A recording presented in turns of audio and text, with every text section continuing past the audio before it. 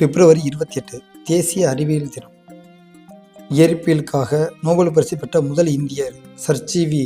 ராமன் என்று அழைக்கப்படக்கூடிய சந்திரசேகர் வெங்கட்ராமன் அவர்கள் ராமன் விளைவு கண்டுபிடித்த நாளாகும்.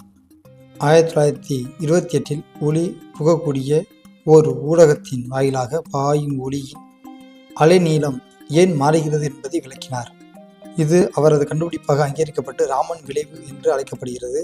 இதற்கு 1930 சி.வி. ராமனுக்கு நோபல் பரிசு வழங்கப்பட்டது. பிப்ரவரி 28 அன்று தான் ராமன் விளைவு கண்டுபிடிக்கப்பட்டது என்பதால் அந்த நாளை தேசிய அறிவியல் நாளாக 1986 அறிவியல் மற்றும் தொழில்நுட்பத்துக்கான தேசிய மன்றம் அறிவித்தது. அதன்படி 1987 முதல் ஒவ்வொரு ஆண்டும் பிப்ரவரி 28 தேசிய அறிவியல் நாளாக இந்திய அரசு கொண்டாடி வருகிறது. 1999 முதல் ஒவ்வொரு ஆண்டும் ஏதோ ஒரு கரும்பொருள் அடிப்படையில் தேசிய அறிவியல் நாள் நிகழ்ச்சிகள் திட்டமிடப்பட்டு நடைபெற்று வருகிறது.